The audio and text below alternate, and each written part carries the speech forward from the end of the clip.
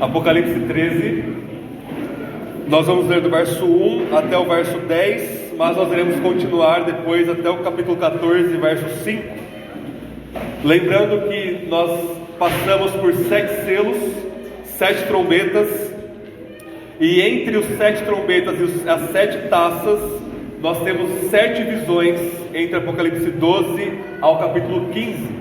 Nós vimos a primeira visão de João semana passada, que é o capítulo 12, onde o dragão ele quer devorar o filho da mulher, o diabo ele quer matar Jesus antes dele ser vencido na cruz. Então nós temos, hoje nós vamos ver mais 3 visões que são desdobramentos dessa primeira visão do capítulo 12. Nós vamos ver a besta que sobe ou que surge do mar, depois a besta que surge da terra, verso 11 ao 18, e o capítulo 14, verso 1 ao 5, nós vamos ver o cordeiro no Monte Sião. Apocalipse 13, verso 1 ao 10, depois eu irei dizer essa palavra do Senhor, todos que creem respondam com amém, bem alto, bem sonoro, e nós vamos orar mais uma vez. Apocalipse 13, diz assim: vi subir do mar uma besta com 10 chifres e 7 cabeças, e sobre os chifres havia 10 coroas, e sobre as cabeças trazia nomes de blasfêmia. A besta que vi era semelhante a um leopardo, e os seus pés eram como de um urso, e a sua boca como a de um leão. O dragão deu-lhe seu poder, o seu trono e grande autoridade. Também vi uma de suas cabeças como se estivesse ferida de morte, mas a sua ferida mortal foi curada. Então toda a terra se maravilhou e seguiu a besta. E todos adoraram o dragão, pois concedeu sua autoridade à besta. E adoraram a besta, dizendo: quem é semelhante à besta? Quem poderá lutar contra ela? Foi-lhe dada uma boca que proferia coisas arrogantes e blasfêmias, e foi-lhe dada autoridade para agir durante 42 meses. Ela abriu a boca para blasfemar contra Deus e difamar o seu nome, seu tabernáculo e os que habitam no céu. Também lhe foi permitido atacar os santos e vencê-los, e foi-lhe dada autoridade sobre toda tribo, povo, língua e nação.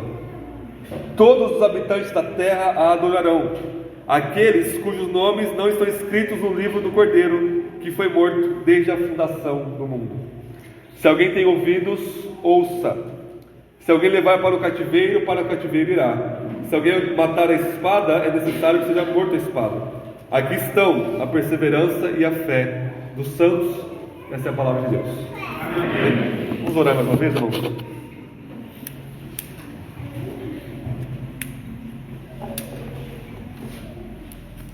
Senhor, tenha misericórdia de nós.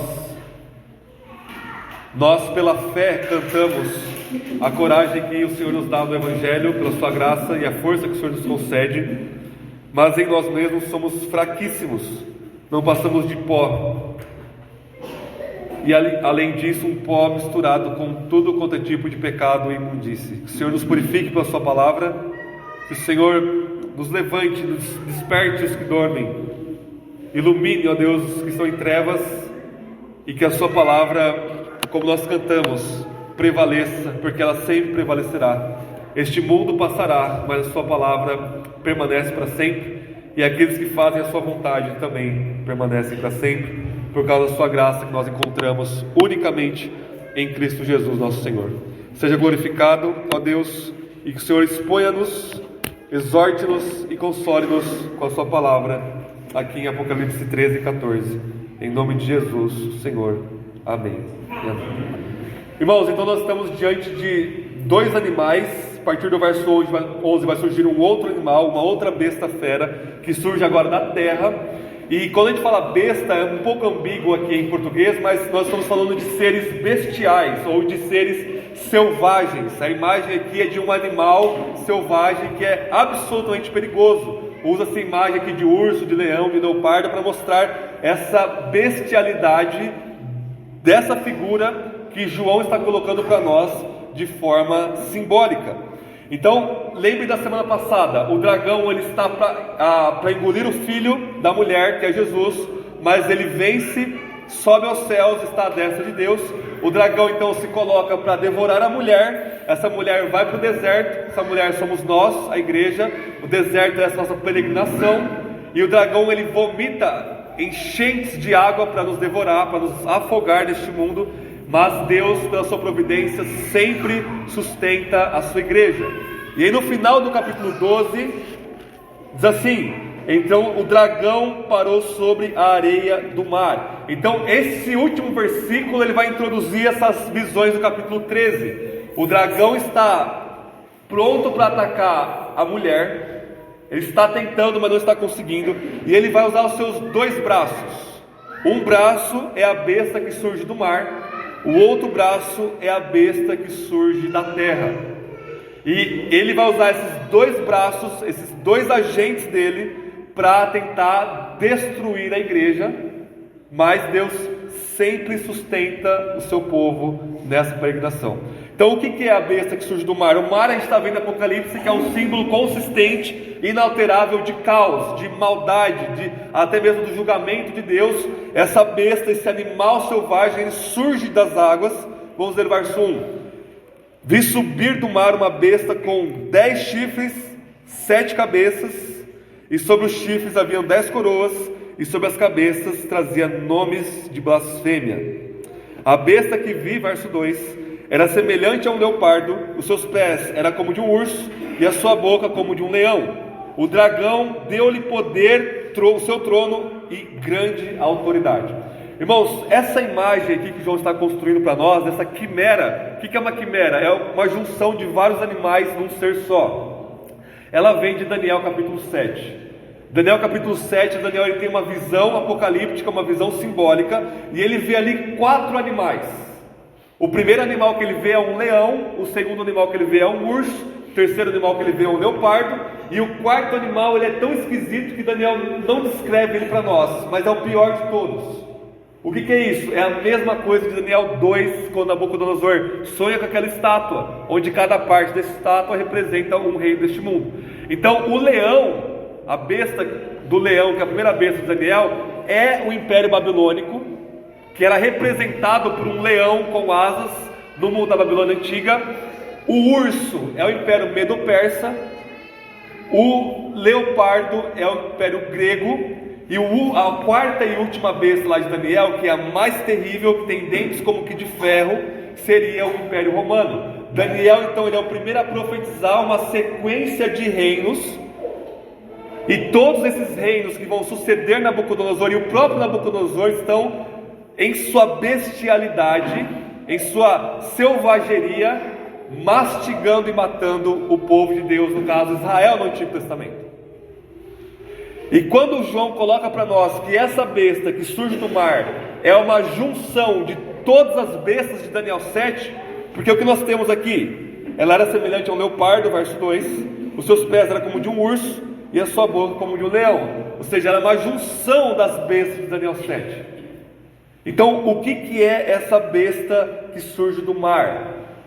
É o poder político, majoritariamente totalitário, que persegue e massacra o povo de Deus na história.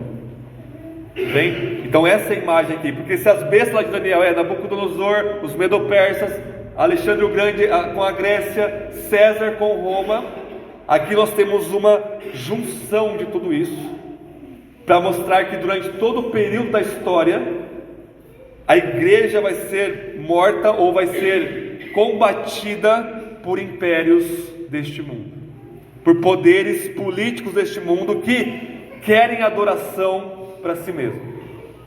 Mas irmãos, reparem uma coisa, essa besta que surge do mar, ou seja, esse poder totalitário político que surge do caos, é uma paródia do próprio Senhor Jesus.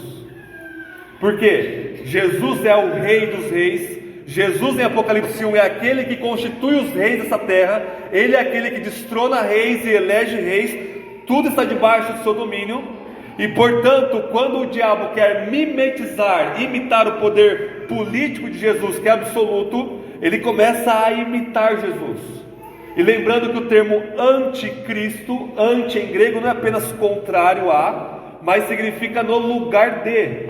Então, o anticristo e os anticristos, que já estão agindo desde o século I, imitam de forma paródica, de uma forma ridícula, o nosso Senhor Jesus. Porque olha o que acontece com essa besta no verso 3. Também vi que uma de suas cabeças como se estivesse ferida de morte, mas a sua ferida mortal foi curada. Então toda a terra se maravilhou e seguiu a besta. Irmãos, isso aqui vem lá de Gênesis 3,15, onde é dito que o filho da mulher, o filho de Eva, esmagaria mortalmente a cabeça da serpente. E aqui de fato na cruz, Jesus esmaga a cabeça da serpente. Jesus mina e declara e decreta a morte do diabo na cruz. Mas como a gente viu semana passada, essa morte, essa derrota do diabo, ela é inaugurada, mas ela só vai ser finalizada quando Jesus voltar. Então nesse meio tempo, parece que essa ferida mortal em uma das cabeças da besta, do braço do diabo, por assim dizer, ela é ferida de morte, ou seja, ela morre de fato. A sua autoridade, a cabeça é símbolo de autoridade. A sua autoridade, ela é minada, mas ela é curada. Ou seja, em outras palavras, ok, Cristo ressuscitou dos mortos, mas olha o tamanho do poder de Roma, mas olha o tamanho de tal império, olha o poder de tal império, não tem como combater uma coisa dessa. Então em Apocalipse 5, Jesus é aquele que morre por nós e ressuscita dentre os mortos. Aqui a besta está mimetizando: olha, eu morri, mas eu estou de volta em plena potência, enganando o mundo, dizendo que o Filho de Deus não tem autoridade sobre ela, quando na verdade o tem. Verso 4: e todos adoraram o dragão, pois concedeu sua autoridade à besta, e adoraram a besta, dizendo: quem é semelhante à besta? Quem poderá lutar contra ela? Isso aqui é uma alusão aos profetas. Isaías, que diz: quem é como o nosso Deus? Quem pode dizer não para Deus? Quem pode ir contra Deus? E esse slogan a besta toma para si mesma. Ou seja, quando as pessoas se submetem ao estado totalitário anti-Deus e anticristo, imediatamente elas estão adorando e honrando ao próprio dragão, ao próprio diabo. E o grande coro de louvor aqui é: quem é como a besta? Quem tem poder para derrotar a besta? Ninguém. Porque tentaram ferir a cabeça dela de morte, veio o menino, o filho da mulher, mas ela está aqui, ela surge do mar, e ela está muito viva, muito bem, obrigado. Quem é como a besta? Verso 5: foi-lhe dada uma boca que proferia coisas arrogantes e blasfêmias, e foi-lhe dada autoridade para agir durante 42 meses. 42 meses a gente viu que é a forma simbólica de João falar de todo o período da igreja. Então a besta, ela não vai surgir, 7 anos antes de Jesus voltar, ela já está em atividade desde a vinda de Jesus há 2000 anos atrás, e ela vai se manifestando na história, em toda a história, em diferentes governos, para massacrar o povo de Deus. Verso 7: também lhe foi permitido atacar os santos e vencê-los, e foi dada autoridade sobre toda a tribo, povo, língua e nação. Então ela vence a igreja, fisicamente ela consegue matar os membros da igreja. E olha essa frase, irmãos, outra mímese, outra imitação de Cristo aqui: foi-lhe dada autoridade sobre todo o povo, tribo, língua e nação. É a mesma coisa que João disse para Jesus lá em Apocalipse 5. Ele morreu por nós e comprou para Deus com o seu sangue pessoas de todos os povos, tribos, línguas e nações. E aqui a besta diz: não, eu tenho essa autoridade, eu tenho essa potência, esse poder sobre todo o povo, tribo, língua e nação, de fato e de verdade. Verso 9: todos os habitantes da terra a adorarão, aqueles cujos nomes não estão escritos no livro do Cordeiro, que foi morto desde a fundação do mundo. Aqui nós temos uma ambiguidade no texto grego, irmãos, que a expressão desde a fundação do mundo, ela pode modificar o Cordeiro que foi morto. Em minha tradução está assim: o Cordeiro foi morto antes da fundação do mundo, que significa que Jesus já estava planejado para morrer antes de Deus criar todas as coisas. Ou ela pode modificar a frase anterior. Aí ficaria: os habitantes da terra adorarão, aqueles cujos nomes não estão escritos no livro do Cordeiro desde a fundação do mundo. As duas coisas estão corretas, as duas coisas têm Apocalipse. Lá no capítulo 17, o nosso nome é escrito no livro do Cordeiro antes da fundação do mundo. E de fato Jesus está planejado para morrer e nos redimir desde antes de Deus criar todas as coisas, porque Deus conhece, estabelece e decreta todas as coisas. E aí o verso 9, ele vai repetir o que ele falou no final de cada carta, lá no capítulo 2 e 3. Se alguém tem ouvidos, ouça. Ou seja, capítulo 13 é primeiramente para aquelas 7 igrejas da Ásia Menor, no Império Romano, no final do século I, e depois ela é também para nós. Então, o poder político totalitário é a besta que surge do mar.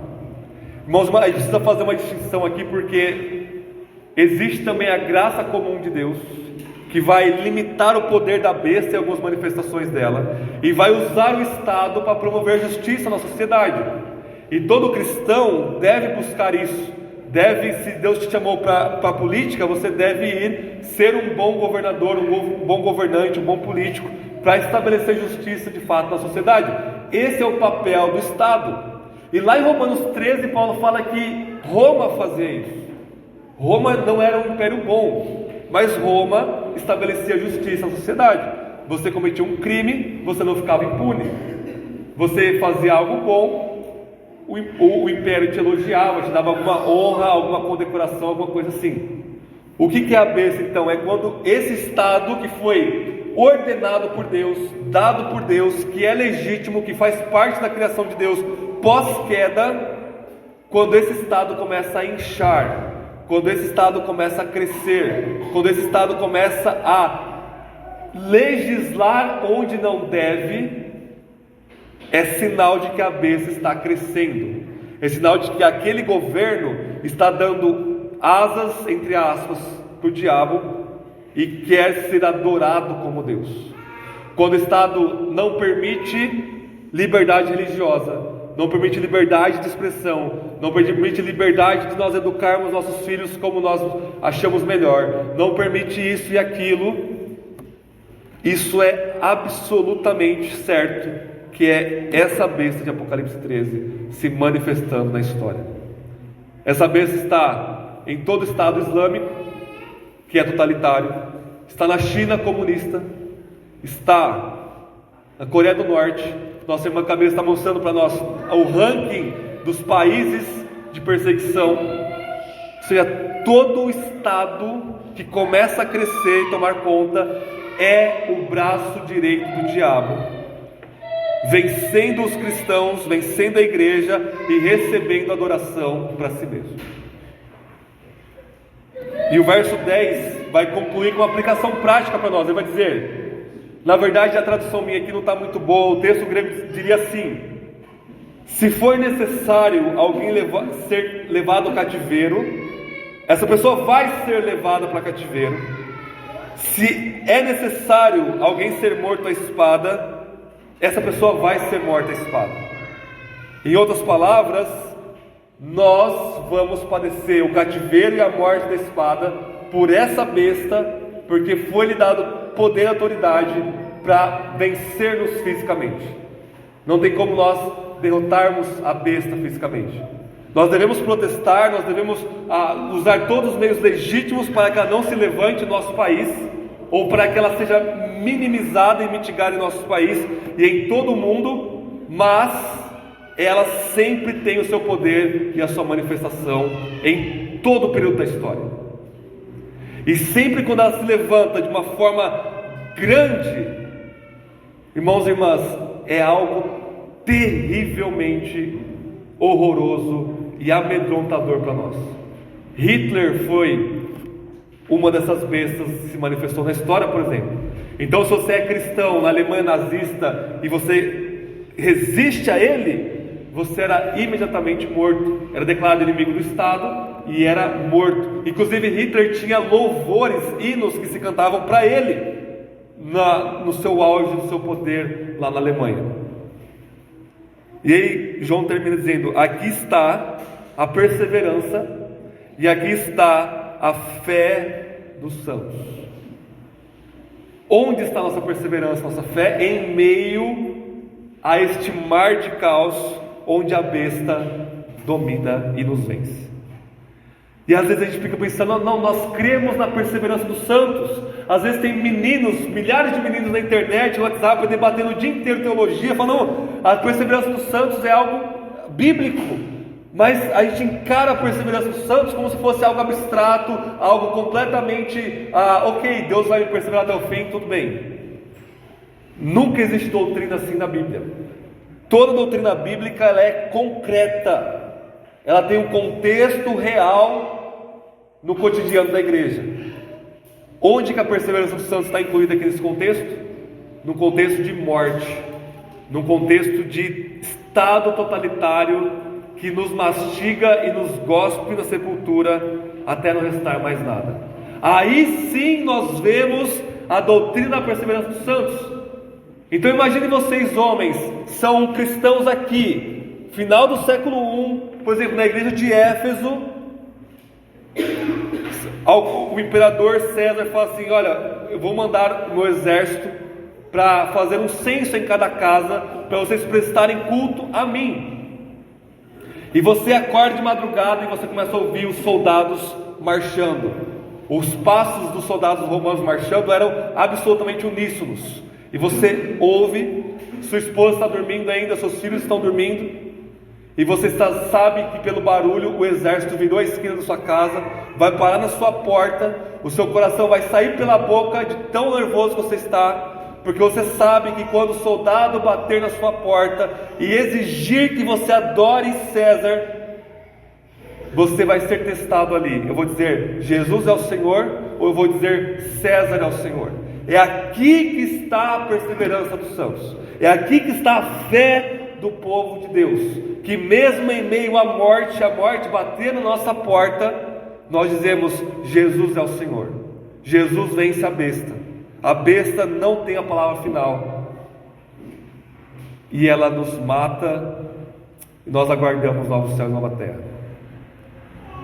Irmãos, o poder do Estado totalitário, ele é avassalador, imparável. Nenhum de nós, nem todos nós juntos conseguimos parar um Estado totalitário. Junta vocês e vão lá na China, na Coreia do Norte, ou em qualquer país totalitário.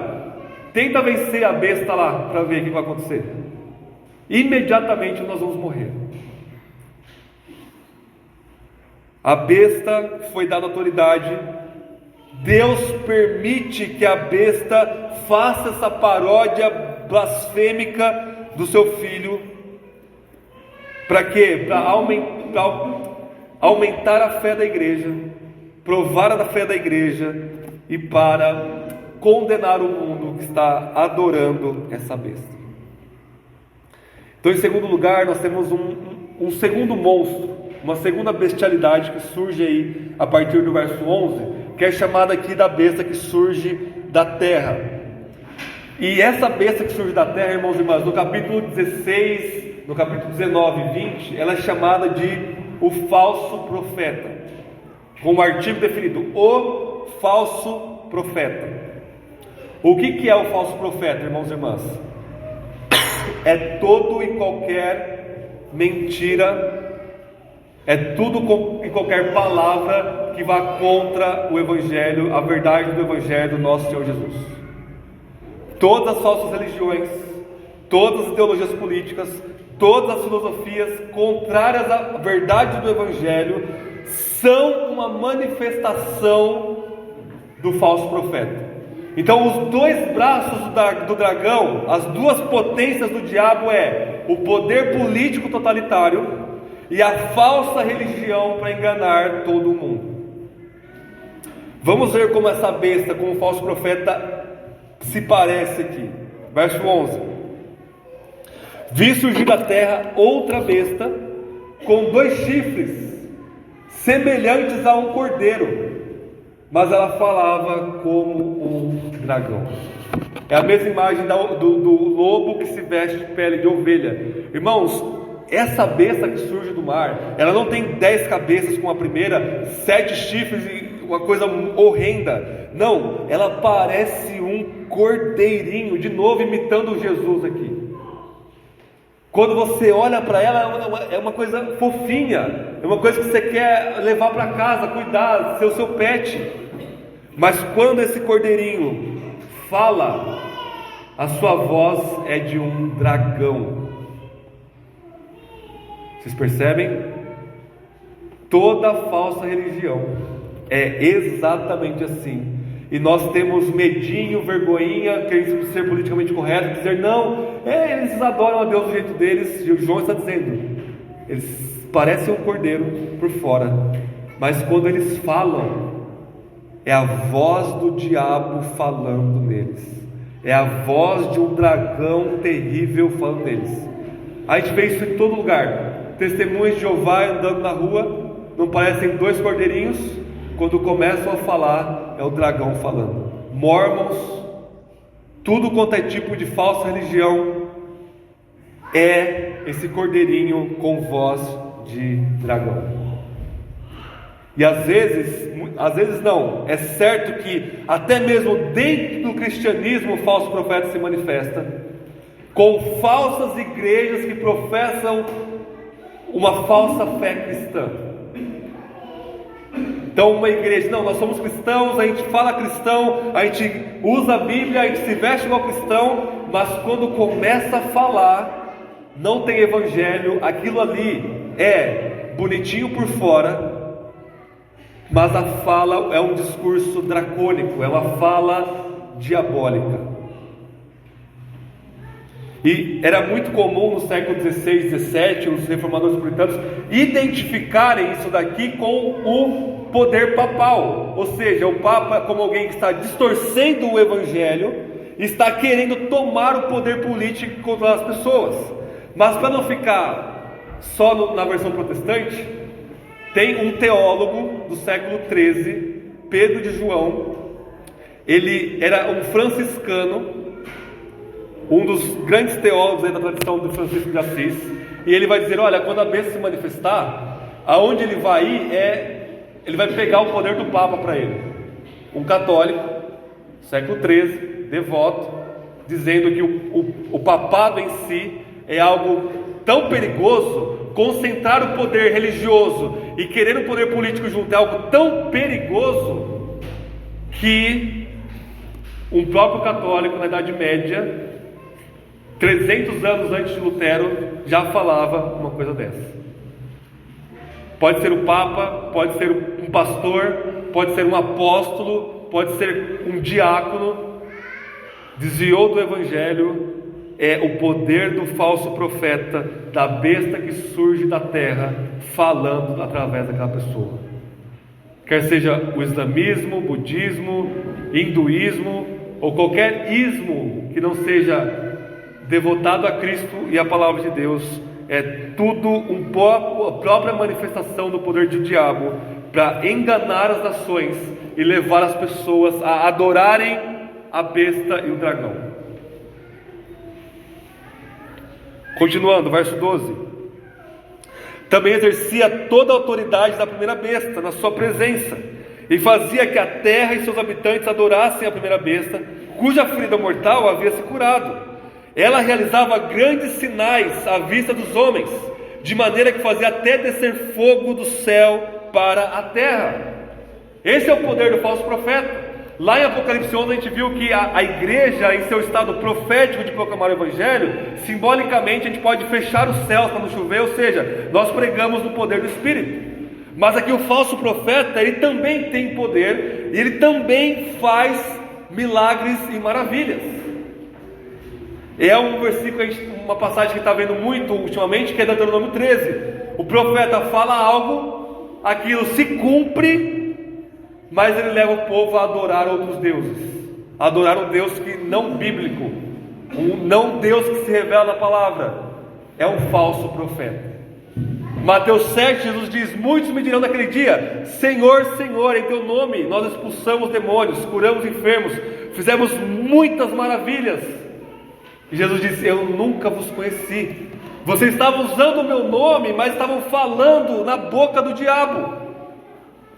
Vocês eram o próprio falso profeta, a manifestação dele na terra. E vejam, Jesus não está falando aqui de outras religiões, o que é verdade. Ele está falando de pessoas dentro da igreja que professam o seu nome, mas Jesus diz: eu nunca vos conheci. Vocês não estão escritos aqui no meu livro antes da fundação deste mundo. Verso 14. E por meio dos sinais que lhe foi permitido fazer na presença da besta, enganava os habitantes da terra. Ele dizia que fizesse uma imagem à besta, que havia sido ferida pela espada e sobrevivera. Também lhe foi permitido dar fôlego à imagem da besta, para que a imagem falasse e fizesse com que todos que não adorassem fossem mortos. Então cria uma imagem da besta, e o falso profeta vai fazer essa besta um ser vivo. No contexto do Império Romano, da qual João tem em mente aqui, é o próprio imperador, é o próprio Domiciano aqui, que é a imagem viva da besta, que está falando, que é um ser vivo, da qual todos estão adorando. Então, no Império Romano, ao se adorar a imagem viva do imperador, o que está por trás dessa adoração cultica ao imperador é a adoração ao diabo, na manifestação política da besta e na manifestação religiosa do falso profeta. Verso 16. Ela obrigou a todos, pequenos e grandes, ricos e pobres, livres e escravos, a colocarem um sinal na mão direita ou na testa. De novo, está imitando nosso Senhor Jesus aqui. A gente já viu em Apocalipse que nós temos a marca de Deus na mão e na testa, o nome de Deus escrito em nós. Ou seja, essa marca não é uma coisa visível, essa marca é a nossa identificação com o Filho de Deus. Aí a besta olha e fala assim: eu vou fazer uma coisa igual então, já que eu estou parodiando, eu vou fazer algo idêntico. Eu vou colocar uma marca na mão e na testa de quem está me adorando aqui. Irmãos, não é chip, não é toda a porcariada que o pessoal inventa aí, cada hora é uma coisa nova, é código de barra, é não sei o que. Não, a marca na mão simboliza as ações das pessoas, e a marca na testa simboliza a mentalidade das pessoas. Ou seja, aqueles que adoram a besta, aqueles que não adoram o Deus verdadeiro, têm uma mentalidade diabólica e um agir e um viver diabólico e bestial. Em outras palavras, pensar igual ao diabo. Se os seus pensamentos são tomados de pecado 24 horas por dia, você tem a mente do diabo. Jesus diz lá em João 8, olha, vocês são filhos do diabo, por quê? Porque vocês fazem as obras que o diabo faz. Isso é ter a marca da besta na mão e na testa. Verso 17: para que ninguém pudesse comprar ou vender se não tivesse sinal, ou seja, o nome da besta ou o número do seu nome. No século I, se você não prestasse culto ao imperador, se você não participasse das orgias culticas aos deuses romanos, você perdia o seu comércio, você perdia o seu emprego e você perdia a sua fonte de renda. Você não poderia comprar nem vender coisa alguma. Você padecia fome, necessidade. Por quê? Porque você é um rebelde. Verso 18: aqui está a sabedoria. Quem tiver entendimento, calcule o número da besta, pois é número de homem, e o seu número é 666. Irmãos, o que tem de especulação sobre isso é inacreditável. Muitos vão dizer que João está usando uma gematria aqui. O que é gematria? Nas línguas antigas, os números equivalem às letras. Então cada letra equivale a um número. Então o pessoal começa a colocar tudo quanto é tipo de nome aqui para ver se encaixa e se dá o número 666.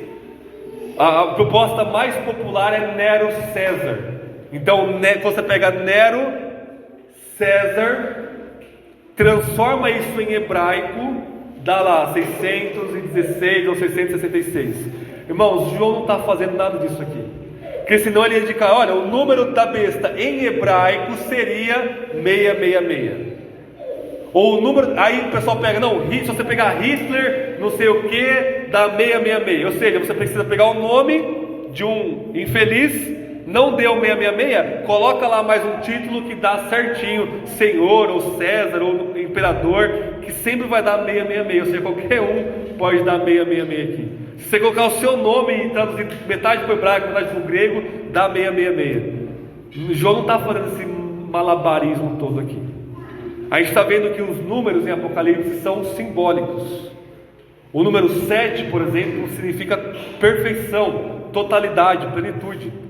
O número 6, que ele fala que é o número de homem.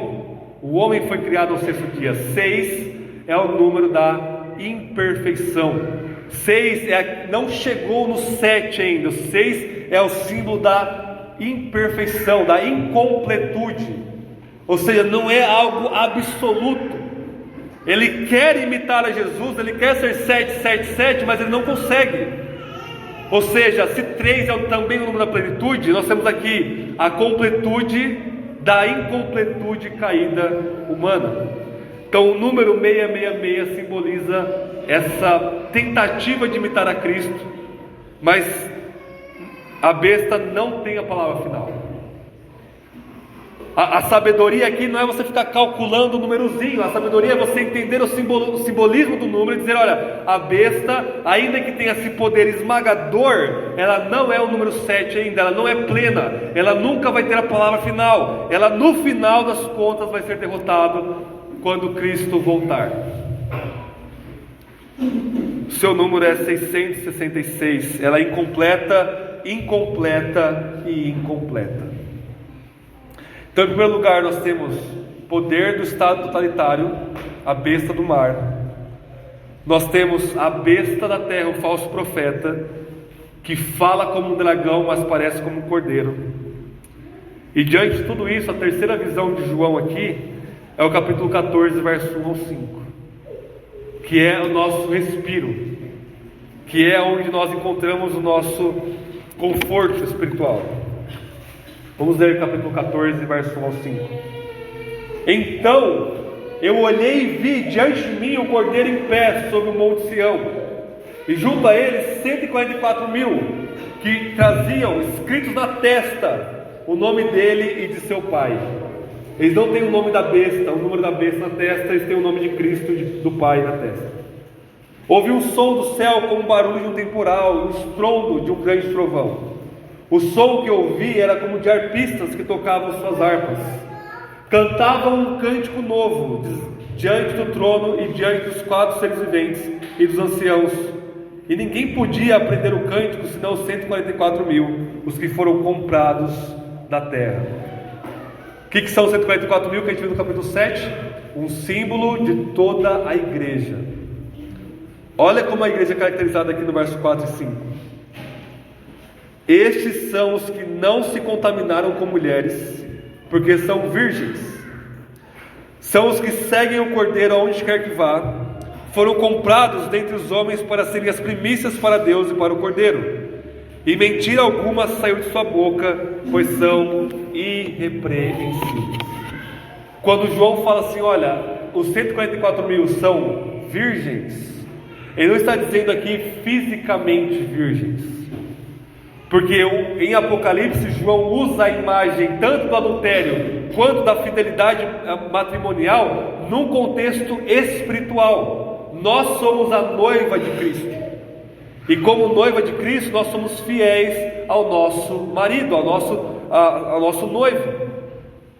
Então quando ele fala, a igreja, esses 144.000, não se contaminaram com mulheres, é uma forma simbólica de dizer, olha, eles não são espiritualmente adúlteros.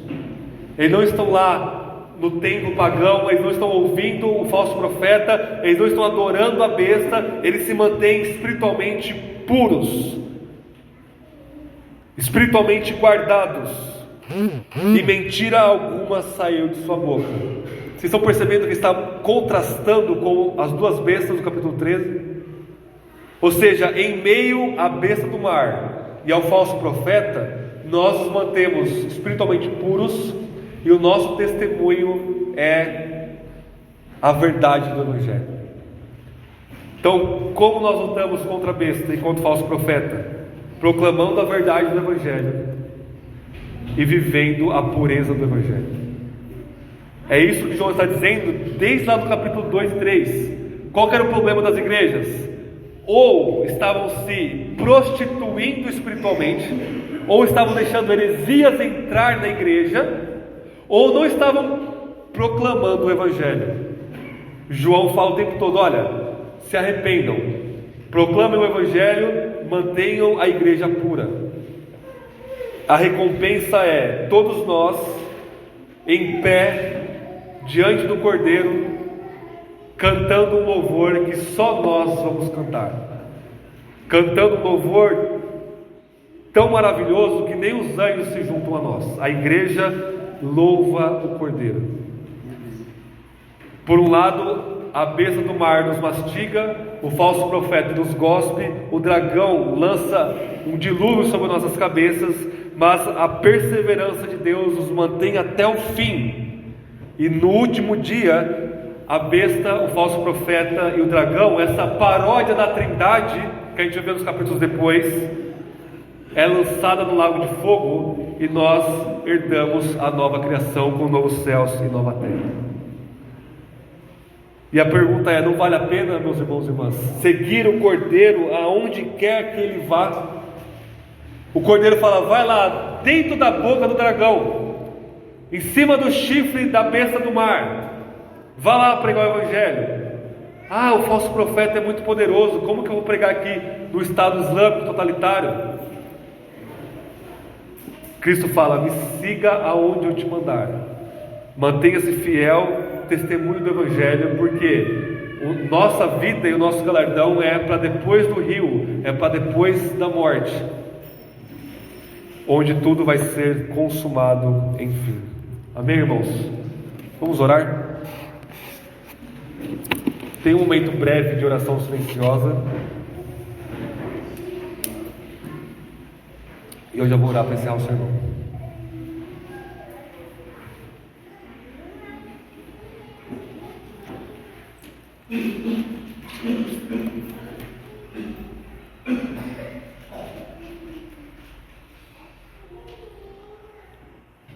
Senhor, te louvamos pela sua palavra, verdades terríveis colocadas diante de nós, mas no fim das contas, verdades. Senhor, nós aqui no contexto de mais liberdade e mais conforto, ficamos talvez aterrados e aterrorizados ao pensar no poder dessa monstruosidade que é a besta do mar, e na força persuasiva do falso profeta.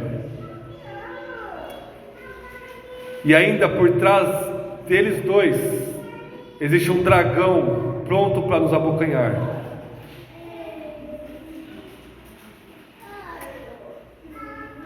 Isso deve nos humilhar e nos lembrar que a salvação não é pelas nossas próprias forças, porque seria como tentar vencer essa tríade maligna com a inutilidade do nosso braço, ou com a inutilidade do nosso conhecimento, pois não há força e não há conhecimento humano que vença o poder e as palavras malignas do diabo. Que nós venhamos a ter diante de nós, que é pela sua graça do começo ao fim, que é pela sua misericórdia, ó Deus, que nós perseveramos. Não permita que nós venhamos a colocar nossa fé em messias políticos, pois qualquer Estado que tenha pretensões messiânicas de trazer utopia, de trazer o céu na terra pela força humana, não é nada mais do que essa bestialidade enganando todos, até mesmo sua igreja, ó Deus.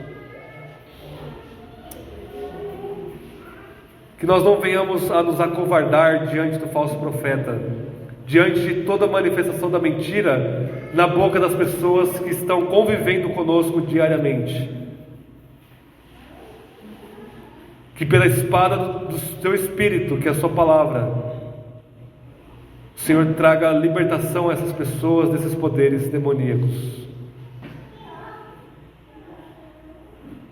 Que não haja adoração à besta, mas a Cristo Jesus, nosso Senhor. Mantenha-nos com os olhos fixos na eternidade, naquele grande dia em que louvaremos o Senhor eternamente.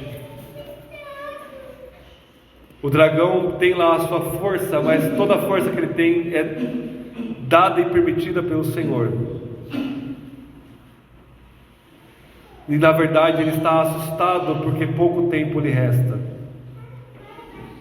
Perseveremos, Senhor, perseveremos. Não há Deus como o nosso Deus, não há Senhor como o nosso Senhor Jesus. E é isso que nós cremos, proclamamos, cantamos e declaramos, em nome de Jesus. Amém.